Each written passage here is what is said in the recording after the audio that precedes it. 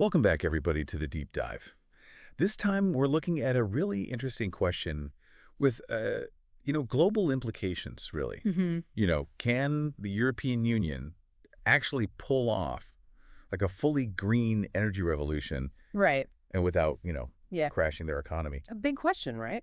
Yeah, so we're going to dive deep into the EU's energy policy, Okay. and we'll look at, its history, its goals, and then like the real challenges they're facing on the ground. Yeah. And we've got like reports, articles, policy A documents. lot of material. Yeah, we've got a ton of stuff to go through. It's a fascinating case study for sure. I mean, they're trying to completely transform their energy system, Yeah, but they have to stay competitive globally, and they also have to make sure that their energy is secure, right, especially right now. right. It's a crazy geopolitical climate. Exactly. And what's interesting is how this has been going on for decades. Right. Each chapter kind of builds on the last one. Okay, so let's go back to the beginning. So the EU hasn't always been, a big player in the energy world. Right. It all started with the European coal and steel community. Right back in the 50s.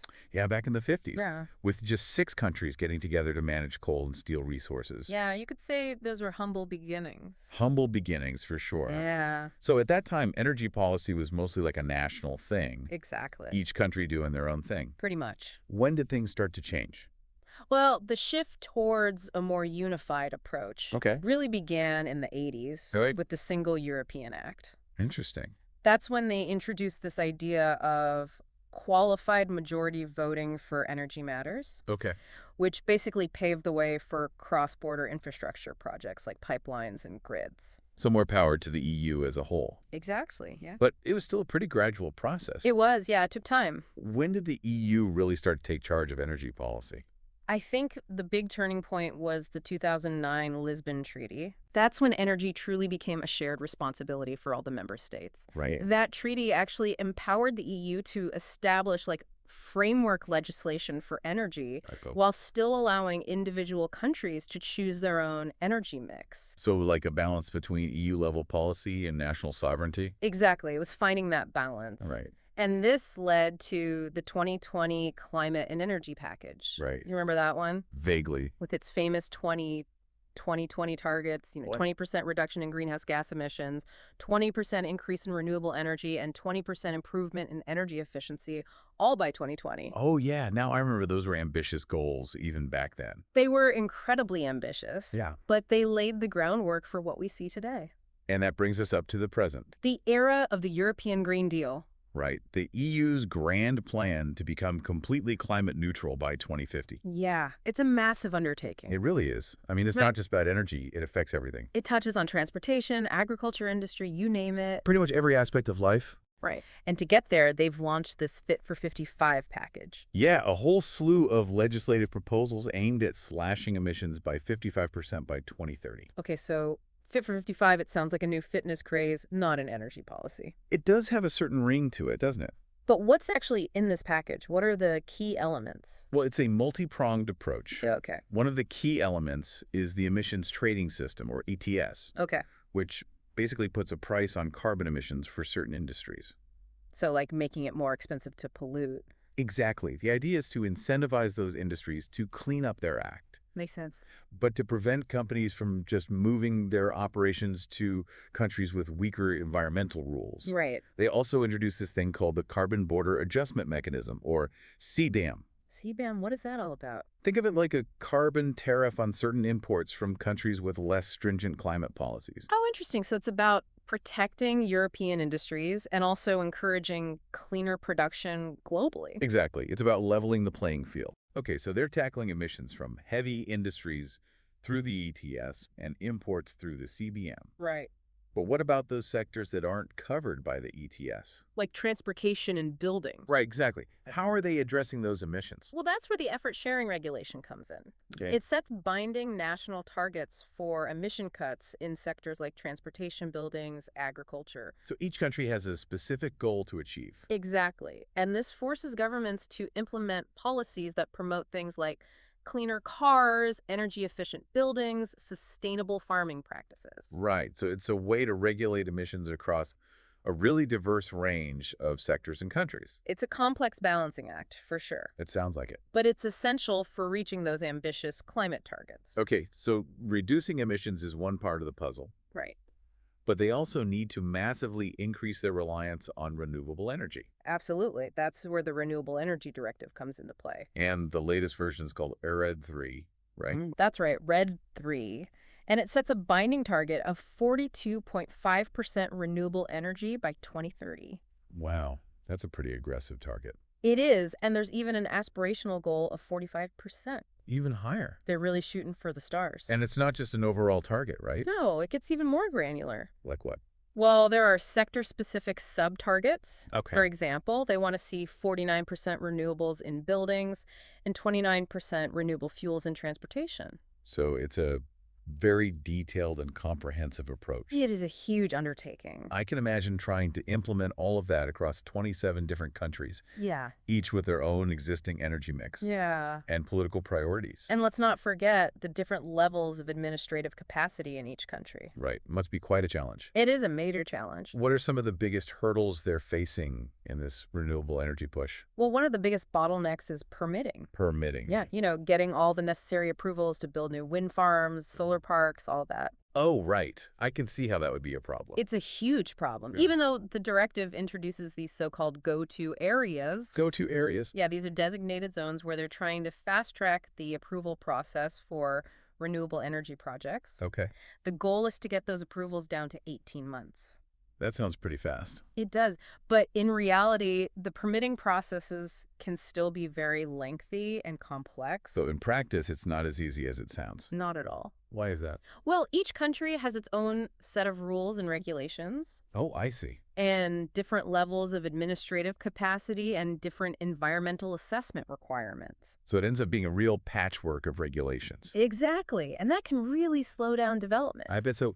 Even with the best of intentions, Right. bureaucracy can be a real roadblock. It can be a major obstacle. It makes you wonder how much faster they could move if permitting was streamlined across the board. That's the million-dollar question. It really is. But even if they could solve the permitting problem, there's another huge factor that's really reshaped the European energy landscape. What's that?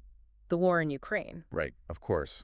That conflict really exposed the EU's dependence on Russian fossil fuels. Yeah, it was a real wake-up call. It was, and it forced them to completely rethink their energy security strategy. So how did they respond? Did they just scramble to find new gas suppliers, or did they see this as an opportunity to really double down on their green ambitions? Well, they did a bit of both. Okay. I mean, in 2022, they launched the Repower EU plan. Repower you, yeah. Yeah, it's basically a comprehensive strategy to reduce their dependence on Russian fossil fuels, Okay. but at the same time, accelerate the clean energy transition. So they're trying to do both short-term crisis management and long-term structural changes. Exactly. It's a two-pronged approach. And what are the key pillars of this Repower EU plan?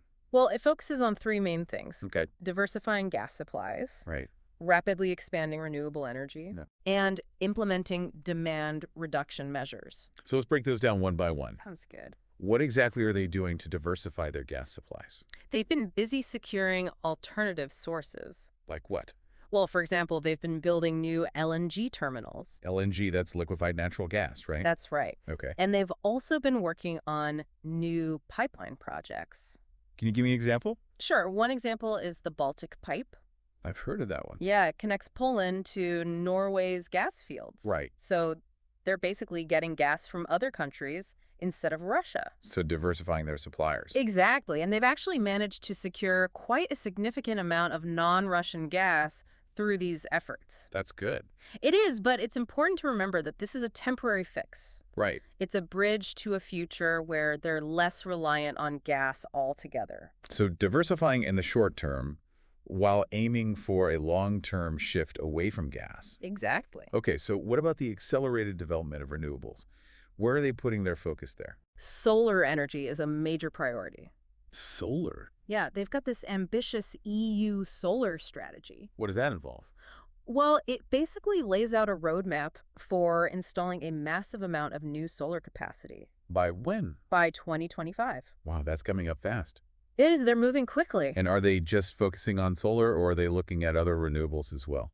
They're looking at everything they can get their hands on. Like what? Offshore wind is another big one. Right. And they're also exploring geothermal energy, wave energy, you name it. So they're trying to create a really diverse and resilient renewable energy portfolio. Exactly. Spread the risk, so to speak. Okay, so we've talked about diversifying gas supplies and boosting renewables. Right. But what about reducing demand? Ah, yes, demand reduction. Are they asking people to turn down their thermostats and drive less? Well, they're taking a slightly more nuanced approach. Okay, One key measure is this mandatory 15% gas reduction target. 15% across the board. Yep, it applies to all member states. Wow, that's pretty significant. It is, and it targets various sectors from industry to households. So how are they going to achieve that? It's a combination of things, individual actions, industry adjustments, and government policies all working together. So it's not just about telling people to use less energy? No, it's about creating a system that encourages and enables people to reduce their consumption.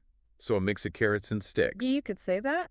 But all of this diversifying supplies, boosting renewables, becoming more energy efficient, Right. it all requires serious investment. It does a lot of investment. So how's the EU financing this massive undertaking? Well, the Repower EU plan comes with a 300 billion investment framework. 300 billion euros. That's right. That's a lot of money. It is, but it's not just about spending money. Right. It's about spending it strategically. Okay, so where are they focusing their investments? A significant chunk of that money is earmarked for clean energy initiatives, Okay. especially hydrogen infrastructure. Hydrogen. Everyone's talking about hydrogen these days. It's the hot topic for sure. So what's the EU's vision for hydrogen? How do they see it fitting into the future energy mix? They see it as a key piece of the puzzle. Okay. They have some really ambitious goals for both producing and importing renewable hydrogen. What kind of goals are we talking about? Well, they want to be producing and importing 10 million tons of renewable hydrogen each by 2030. That's a lot of hydrogen. It is a massive amount. And how are they going to make that happen? Well, they've created this thing called the European Hydrogen Bank. The European hydrogen. Yeah, it's basically a financial mechanism to support the development of the hydrogen sector. So they're putting their money where their mouth is when it comes to hydrogen. Absolutely. They're betting big on it. Okay, so we've talked about renewables, we've talked about hydrogen, Mm-hmm. but let's not forget about the traditional electricity market.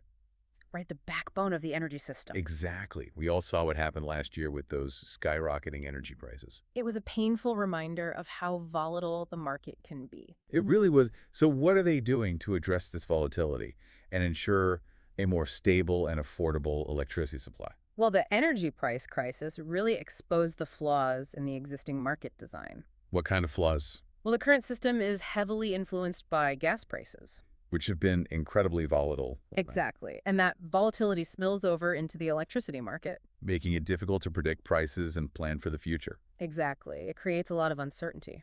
So what's the solution? Well, the EU is working on some pretty significant reforms. What kind of reforms? They're basically trying to decouple electricity prices from the gas market. Decoupling electricity prices from gas. Yep. That sounds like a pretty radical idea. It is. It's a major undertaking. How are they planning to do that?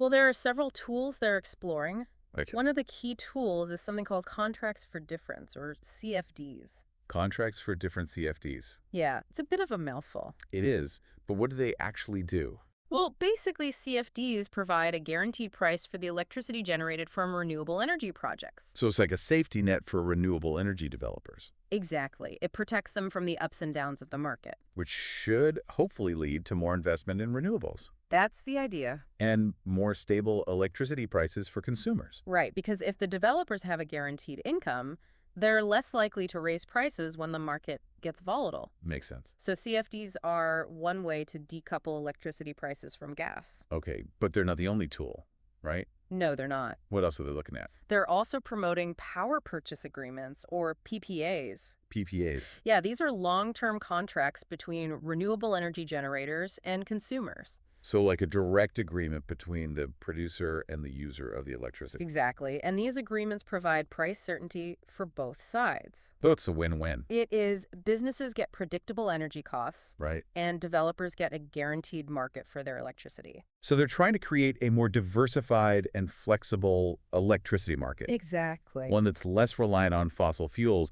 and more resilient to those price shocks. That's the goal. Sounds like a pretty radical departure from the old system. It is. They're really trying to shake things up. But are there any concerns about potential downsides to these reforms? There are always trade-offs. I Right. mean, some critics worry that these interventions in the market could actually distort things. How so? Well, they could discourage competition. Okay, I see. And some people also worry about the potential impact on cross-border electricity trading.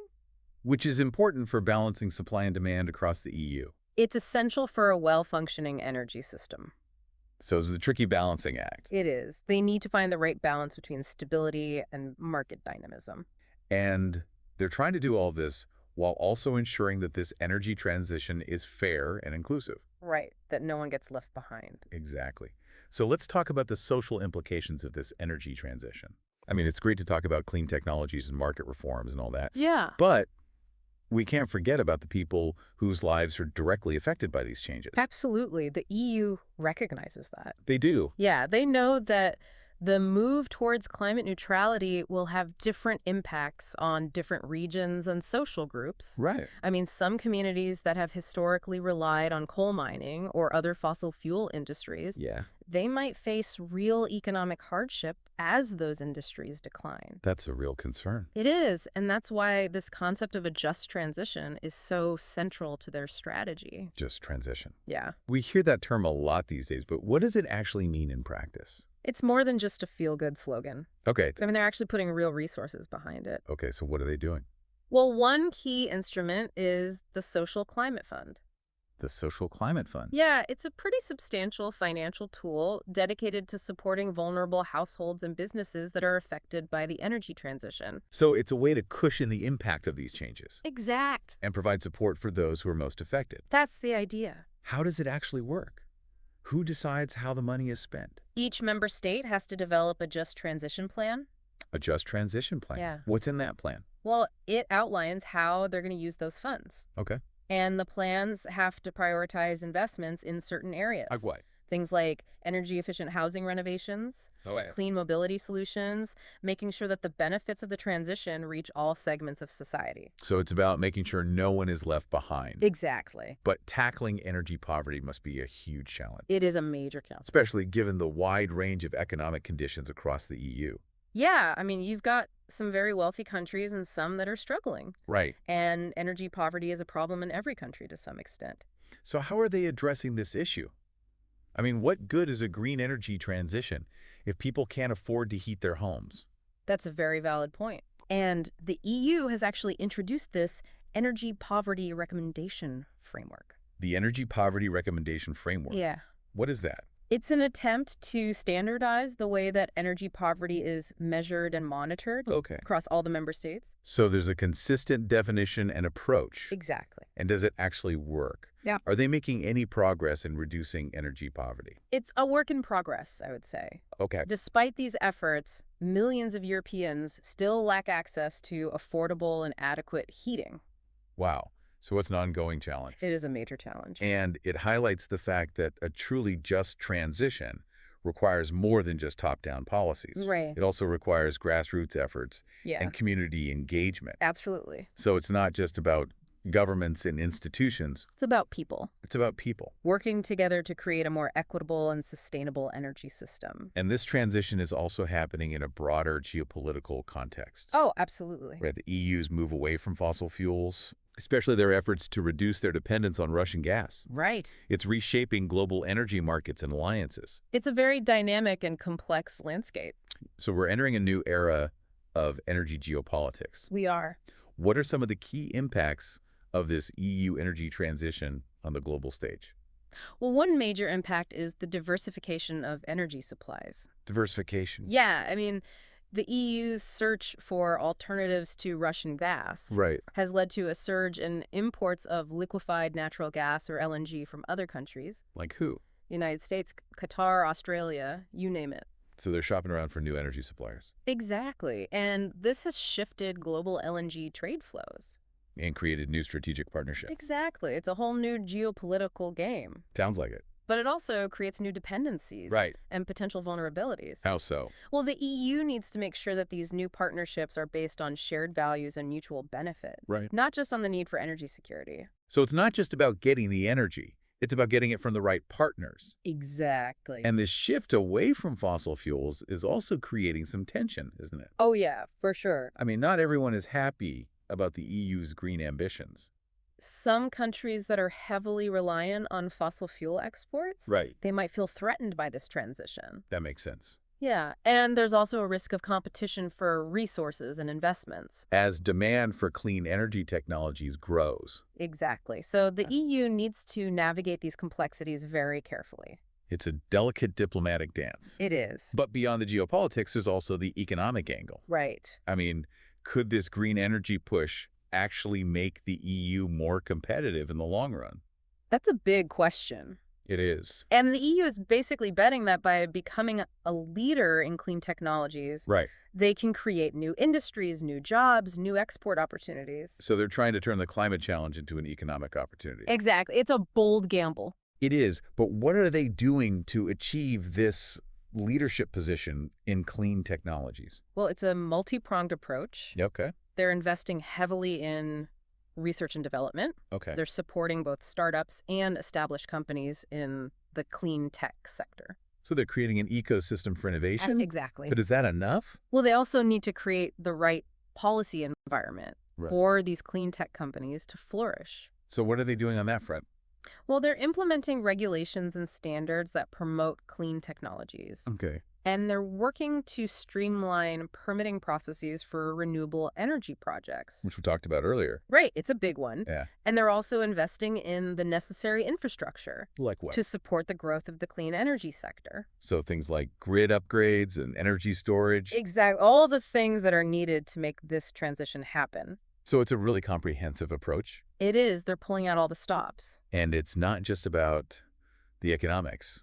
It's also about geopolitical influence. Exactly. By becoming a leader in clean technologies, Yeah. the EU can shape the global energy landscape, Right. promote its values, and strengthen its position on the world stage. It's a win-win-win. A cleaner planet, Yeah. a stronger economy, hmm and a more influential role in global affairs.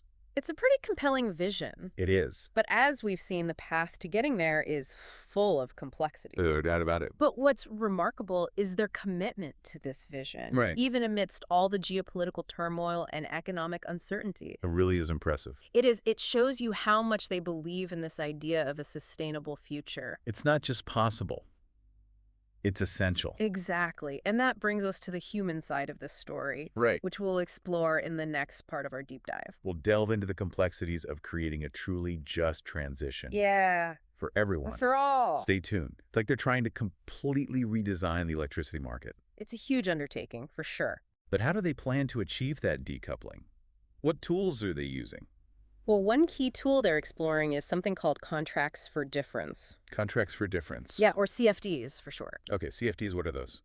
These CFDs, they basically provide a guaranteed price for the electricity generated from renewable energy projects. So it's kind of like a safety net for the developers. Exactly. It shields them from those wild market fluctuations we've been seeing. So they know they'll have a stable income even if the market price crashes. Right. And that makes it much easier for them to secure financing for their projects. Which should hopefully lead to more renewable energy projects being built That's the goal. and ultimately more stable prices for consumers. Right. Because if the developers have a guaranteed price, they're less likely to raise their prices when the market goes crazy. Makes sense. So CFDs are one part of the strategy. Yeah, one important part. But what else are they doing?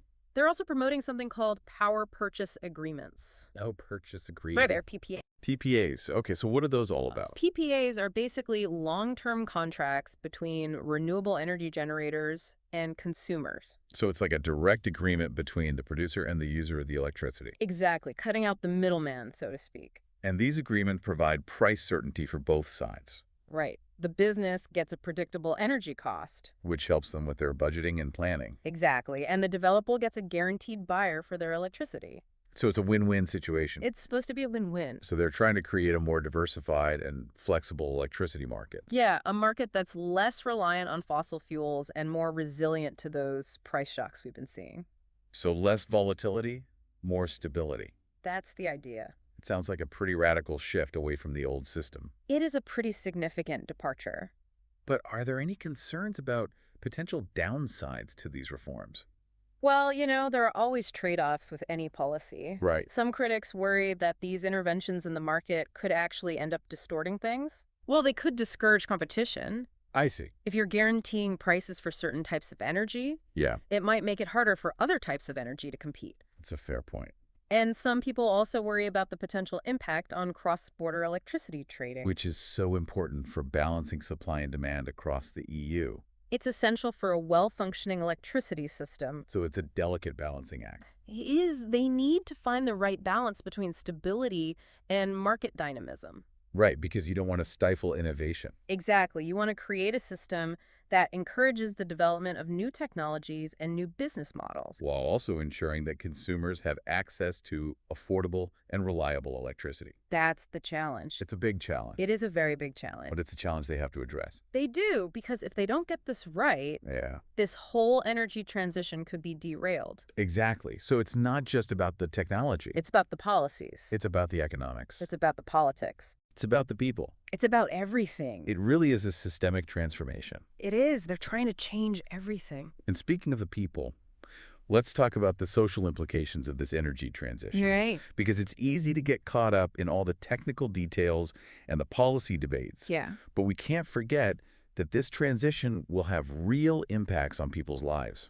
Absolutely. Some people will benefit, some people will be negatively affected. And the EU is trying to ensure that no one gets left behind. That's the goal, at least. That's where this concept of a just transition comes in, right? Exactly. A just transition. We've touched on it a bit already, Mm-hmm. but I think it's worth digging a little deeper into what it actually means Okay. and how the EU is trying to put this idea into practice. All right, let's do So that. a just transition, it's more than just a slogan, right? It has to be more than just a slogan. So what does it actually mean? Well, it means recognizing that this shift away from fossil fuels Mhm. will have uneven impacts.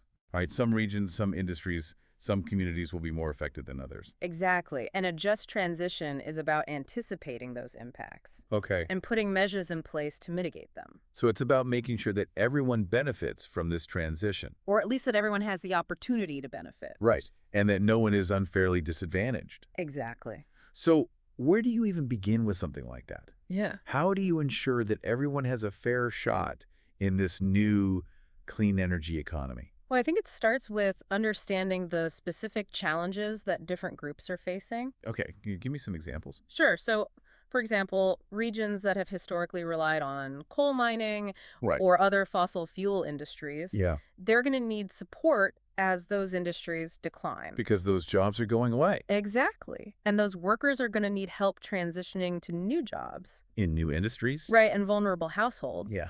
They might need assistance to cope with potential increases in energy prices. Because clean energy can sometimes be more expensive in the short term. It can be, especially during the transition period. So it's about tailoring solutions to the specific needs of different communities and individuals. It's about recognizing that one size doesn't fit all. Right. It's not a one-size-fits-all approach. No, it's about understanding the nuances and the complexities of each situation. It sounds like a massive undertaking. It is. It's a huge undertaking. Almost like social engineering on a continental scale. It's pretty ambitious. But they seem determined to make it work. They do. They're putting a lot of resources behind it. So what are some of the key tools and initiatives that they're using to make this just transition happen? Well, one of the flagship initiatives is the Social Climate Fund. The Social Climate Fund, we talked about that a bit earlier. We did, yeah. So can you remind us what that's all about? Sure. So the Social Climate Fund is basically a big pot of money Okay. that's dedicated to supporting those who are most affected by the energy transition. So it's a way to cushion the blow for those who might lose out in this transition. Exactly. It's about making sure that the benefits of the green transition are shared widely. And who decides how this money is spent? Well, each member state is required to develop a just transition plan. A just transition plan. Yeah, it's like a roadmap for how they're going to use these funds. Okay. And the plans have to prioritize investments in certain areas, Like what? things like energy efficient housing renovations. So making homes more energy efficient. Exactly, which can help reduce energy bills Right. and also create jobs in the construction sector. Okay, what else? They also have to invest in clean mobility solutions. So things like electric vehicle charging infrastructure. Right, or public transportation improvements. Okay. And they have to invest in reskilling programs for workers. In those industries that are being phased out. Exactly like coal mining, for So example. it's about helping those workers acquire new skills. So they can find new jobs in the green economy. So it's not just about mitigating the negative impacts, It's also about creating new opportunities. right? New jobs, new industries, a whole new way of life. It's a pretty exciting vision.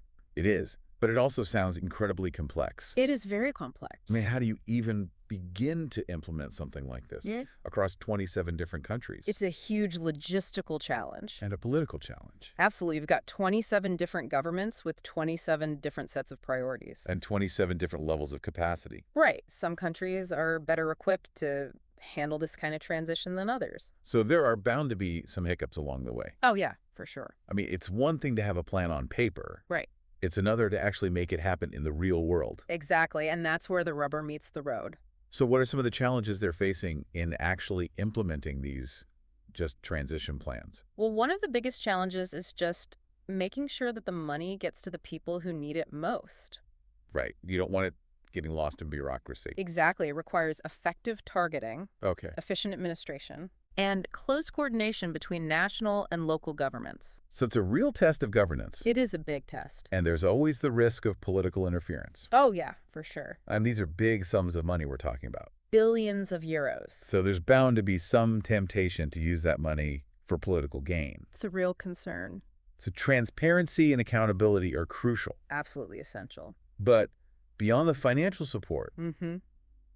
what other measures are they taking to ensure a just transition? Well, it's not just about the money. Right. It's also about a fundamental shift in how we think about energy and its role in society. Okay, so what do you mean by that? Well, for example, it's about empowering communities to participate in the energy transition. Okay, so giving them a voice in the decision-making process. Exactly, and giving them a stake in the ownership and benefits of renewable energy projects. So it's not just about big energy companies coming in and building wind farms and solar parks. Right, it's about making sure that local communities have a say in how those projects are developed. And that they benefit from them. Exactly. So it's about moving away from a top-down approach to something more collaborative and community-driven. So democratizing the energy system in a way, That's a good way to put it. giving more power to the people. Empowering people to take control of their energy future. And this transition is also about creating new opportunities, right? Absolutely. New jobs, new industries, new ways of living and working, It's a chance to build a better future, a more sustainable future, a more equitable future, and a more prosperous future. hopefully. So it's not just about mitigating the negative impacts. It's also about unlocking ways of innovation. And creating new pathways to prosperity. Exactly. But how do we ensure that these new opportunities are accessible to everyone? That's the key question. It is, Yeah. because we don't want to create a situation where the benefits of the green transition only accrue to a select few. Right. We don't want to exacerbate existing inequalities. Exactly. We want to create a clean energy economy that is truly inclusive, And equitable. where everyone has the opportunity to thrive. That's the goal. It's a worthy goal, It is. but it's also a very challenging goal. It is one of the biggest challenges of our time. But it's a challenge we have to face. We do, because the stakes are too high to ignore. Absolutely. Yeah. So we've covered a lot of ground in this deep dive. We have a lot of complex issues. You know, the history, the policies, the Yeah. geopolitics, the economics. Yeah, It's a lot to take in. it is. But now in this final part, I really want to focus on the people Yeah. at the heart of this transformation. It's the human side of the story. Exactly, because it's easy to get lost in the big picture stuff. Right, all the numbers and the targets. But at the end of the day, this transition is about people's lives It is about real people. and making sure that everyone benefits from a cleaner, more sustainable future, That's the goal. not just a select few. Right. So that's where this concept of a just transition comes in, right? Exactly. A just transition. We've talked about it a bit already. But I want to kind of dig a little deeper into what it really means Right. and how the EU is trying to put this idea into practice. Right. So a just transition. It's more than just a slogan. It has to be. So what does it actually mean in practice? Well, it means recognizing that this shift away from fossil fuels will have different impacts on different people. Right. Some regions, some industries, some communities will be hit harder than others. Exactly. So it's about anticipating those impacts and figuring out how to mitigate them Right. and ultimately making sure that everyone has the opportunity to benefit from this transition. And that no one is left behind. Exactly. No one gets left behind. So Where do you even begin with something like that? It's a big question. How do you ensure that everyone has a fair shot in this new clean energy economy? Well, I think the first step is to really understand the challenges that different groups are facing. Okay. Can you give me some examples? Sure. So, take, for instance, regions that have historically relied on coal mining Right. or other fossil fuel Mhm. industries. Those regions are going to need a lot of support as those industries decline. Because those jobs are going away, Exactly. and those communities are going to need help transitioning to something new. They need new So opportunities. industries, new jobs. Right. And then you have vulnerable households Yeah. who might need help coping with potential increases in energy prices. Because clean energy can be more expensive in the short term, right? It can be, yeah, especially during the transition. So finding ways to support those households Right. and making sure they don't bear the brunt of the costs. Exactly. So it sounds like a just transition is really about tailoring solutions Hmm. to the specific needs of different communities and individuals. It's about recognizing that one size doesn't fit all. Right. A one-size-fits-all approach won't work. It won't, it's got to be much more nuanced than that. Yeah, it sounds like a massive undertaking. It is. It's a huge I undertaking. mean, you're basically talking about social engineering on a continental scale. It's pretty ambitious. But the EU seems determined to make it happen. They do. They're putting a lot of resources behind it. So what are some of the key tools and initiatives they're using? Well, one of the biggest ones is the Social Climate Fund. The Social Climate Fund. Yeah, we talked about that briefly before. We did. Can you remind us what it is? Sure, it's basically a big pot of money Okay. that's specifically designed to help those who are most affected by the energy transition. So it's like a safety net. It's a way to cushion the blow for those who might be negatively impacted. And to help them make the transition to a clean energy economy. Exactly. So who decides how this money is spent? Each member state has to come up with a plan. A just transition plan. Exactly, a just transition plan. And what's in that plan? Well, it outlines how they're going to use those funds. Okay. And there are certain areas they have to prioritize. Like what?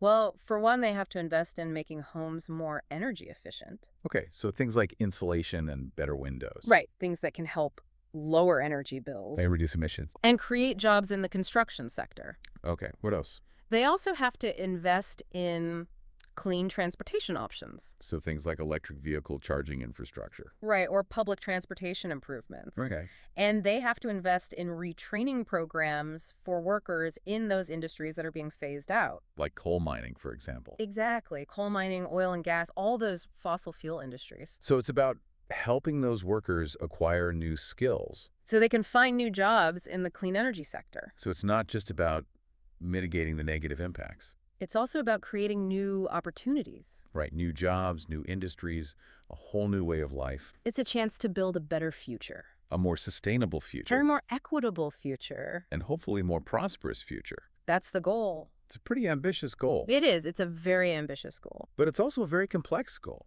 It is incredibly complex. I mean, how do you even begin to implement something like this across 27 different countries? It's a massive logistical challenge. And a political challenge. Oh, yeah, for sure. Because you've got 27 different governments with 27 different sets of priorities. Exactly, and 27 different levels of capacity. Right. Some countries are better equipped to handle this transition than others. That's true.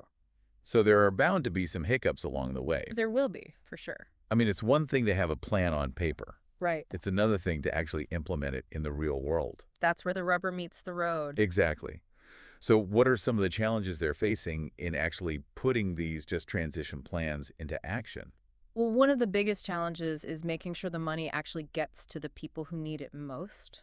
Right, because you don't want it getting lost in layers of bureaucracy. Exactly. And that requires really effective targeting Yep. and efficient administration Right. and close coordination between the national and local levels of government. So it's a real test of governance. It is a big test. And then there's always a risk of political interference. oh, yeah, for sure. And we're talking about billions of euros here. A lot of money. So there's a lot of potential for corruption. And for those funds to be misused. So transparency and accountability are absolutely essential. Couldn't agree more. But it's not just about the money, right?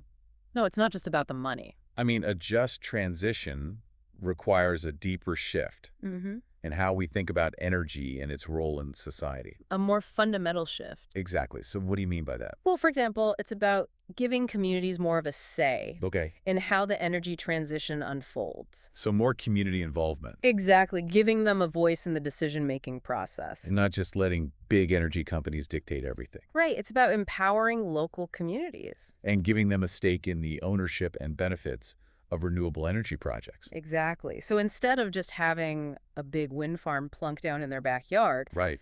the community could actually own a share of that wind farm. And benefit directly from the electricity it generates. Exactly, and that can create a lot of buy-in and support for the energy transition. It makes sense. It gives people a sense of ownership. And it makes them feel like they're part of the solution. So it's about moving away from that top-down approach Yeah. to something that's more collaborative, More democratic. more community-driven, Exactly. It's about democratizing the energy system. and giving more power to the people. It's about empowering people to take control of their own energy future. And this transition is also about creating new opportunities, Absolutely. new jobs, new industries, new ways of living and working, It's a chance to reimagine our relationship with energy. and to build a better future, A more sustainable future. a more equitable future. And hopefully a more prosperous future.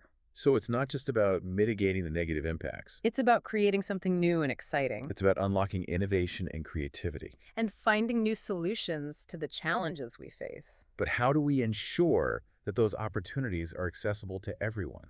That's the million-dollar question. Yeah. It's because we don't want to create a situation where the benefits of the green transition Right. only accrue to a select few. We don't want to exacerbate existing inequality. We want to create a clean energy economy that benefits everyone. That's the goal. A truly inclusive and equitable clean energy economy. That's what we should be striving for. Well, this deep dive has certainly given me a lot to think about. Me too. You know, we've explored such a vast and complex landscape. It's a lot to wrap your head around. It really is. Yep. But I think ultimately it all comes down to the human element. I agree. You know, the EU's energy transition is a bold experiment. It is a grand experiment. They're trying to reshape their entire energy system. And their society. And ultimately, it's about creating a better future for everyone. That's the hope. It's a journey full of challenges and uncertainties, For sure. but it's also a story of hope and innovation. And a testament to the power of human ingenuity. And I think the lessons learned from this experiment Yeah. will have implications far beyond the borders of Europe. This is a global story. So as we wrap up this deep dive, Yeah. I want to leave you with this thought. Okay. The EU's energy transition is a story that's still being written, It is. and it's a story that we can all learn from And be inspired by. as we navigate our own energy futures. In our own countries and communities. Thanks for joining us on the deep dive.